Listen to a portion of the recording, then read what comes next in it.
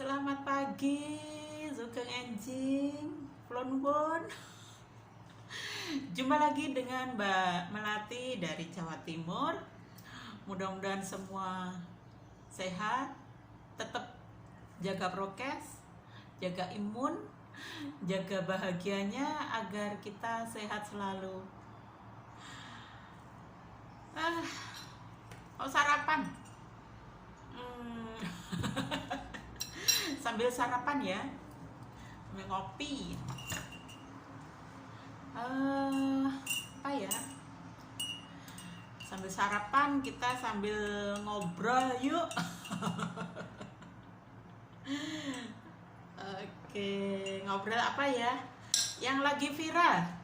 Yang lagi viral itu Mbak Rara. Tahu kan di arena balap Mandalika Lombok ada Mbak Rara yang keren, yang membuat apa ya istilahnya? Ya istilahnya dipanggil sebagai pawang hujan gitu ya. Nah itu yang membuat rame semua. Padahal ya itu dari dulu kita itu semua memakai itu orang Nusantara itu. Dari dulu. Dari saya masih kecil pun, ya kok saya masih kecil ya, sebelumnya mestinya tetap memakai ya. Itu orang itu ritualnya orang leluhur ya. Leluhur Nusantara ritualnya memang seperti itu.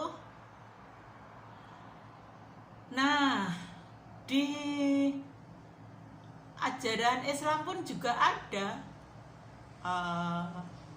Memanggil hujan ada, menyetop hujan juga ada. Di Islam juga ada. Mereka memakai ritual tapi memakai bahasa Arab gitu aja. Entah itu mungkin ilmunya juga ilmu dari Nusantara cuma memakai bahasa Arab. Nah, di sini kehebohan Mbak Rara ini ya. Viralnya Mbak Rara ini gara-gara kadrun juga. Gara-gara orang yang so agamis itu memusyrik-musyrikan kan. Padahal orang tua mereka dulu ya, kalau mantu, kalau ada hajatan, nyunat nih anake, ada hajatan apapun, mereka juga memakai jasa pawang hujan ini juga. Memakai para dukun hujan juga. Sekali lagi jangan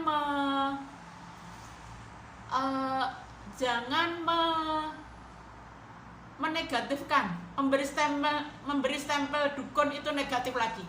Ayo kita yang Nusantara kita belajar, kita berusaha membuat Nusantara jadi ada nama lagi. Jangan ikuti kadrun laknat itu yang berusaha terus memberi stempel negatif pada Nusantara. Nusantara tidak sejelek mereka.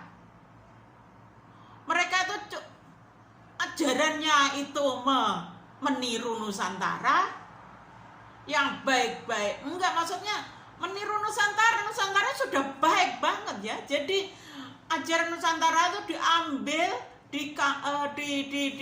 dimanipulasi oleh mereka. Setelah itu diklaim itu milik mereka. Kita selama ini diam ya.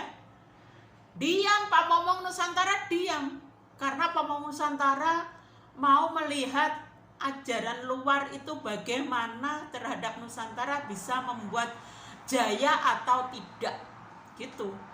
Jadi Pak Momong Nusantara akan melihat hal itu selama 500 tahun.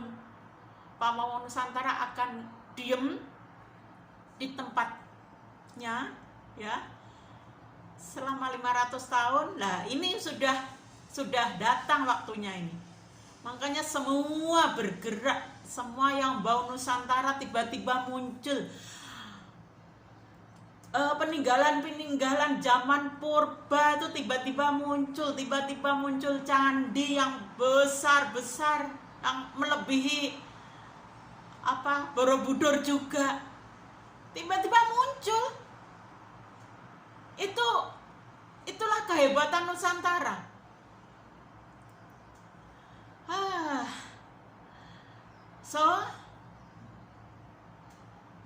Semua ajaran yang datang ke Indonesia itu ada Hindu, ada Buddha, ada Kristen, ada Konghucu, ada Islam. Nah, semua itu kalau sudah datang ke Nusantara, semua nempel ke Nusantara. Kalau enggak nempel ke Nusantara, pasti akan kicat nih sama pahlawan Nusantara sekarang. Ini sudah waktunya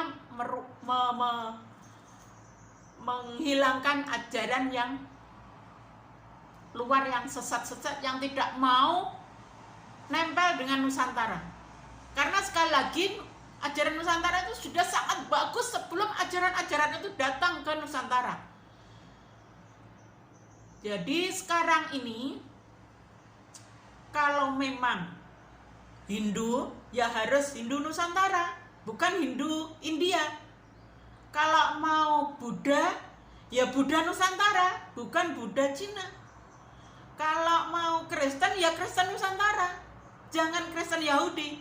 Kalau mau Islam, Islam Nusantara, jangan Islam Arab, Islam 212, Islam NOGL, itu juga sangat ke sana Islamnya. Mereka tidak mau menerima Islam Nusantara. Jadi tinggal nunggu dikicat saja. Ya, Pahlawan Nusantara nggak main-main ya. Pahlawan Nusantara itu sudah membuat Nusantara jaya sebelum ajaran-ajaran itu datang ke Indonesia, ke Nusantara. Jadi sekarang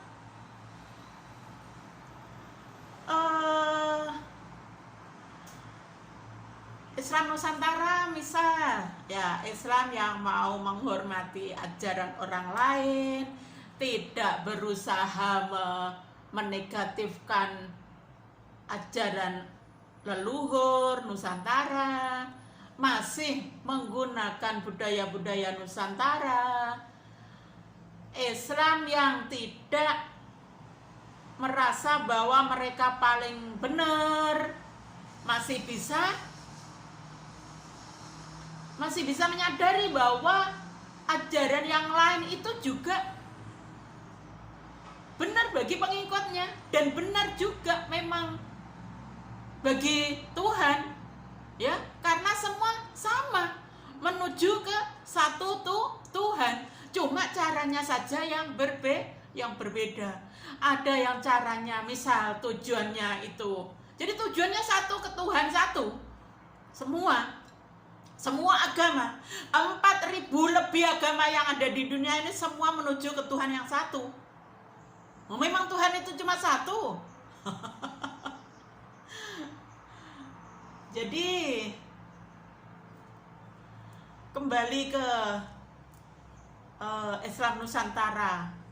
Yes, Islam 212, Islam Wahabi, Islam Arab, no. Tidak ada gunanya di Nusantara. Mereka akan memecah belah Nusantara saja. Jadi kalau Islamnya tidak mau menggunakan budaya Nusantara, silahkan minggat dari Nusantara. Kalian hanya membuat gaduh Nusantara, membuat stempel-stempel negatif ke Nusantara. Itu apa maunya? Gak ngerti Nusantara, tapi membuat stempel-stempel Nusantara sangat buruk. Siapa yang membuat stempel dukun itu buruk? Coba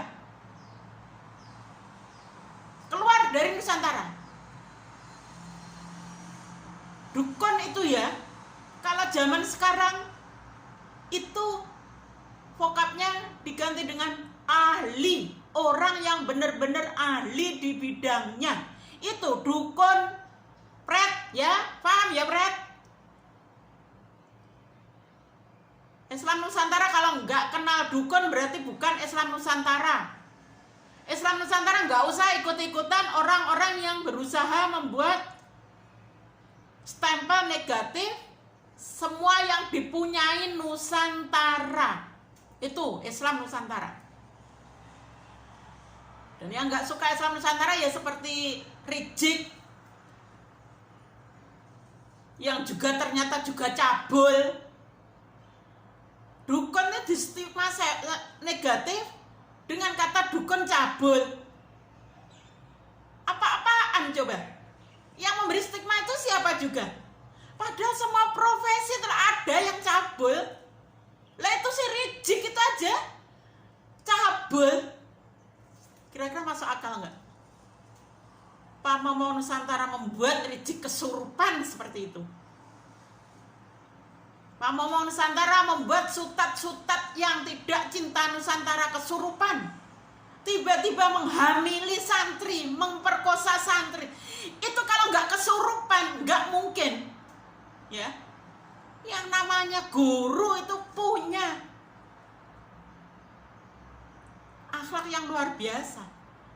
Jadi sekali lagi,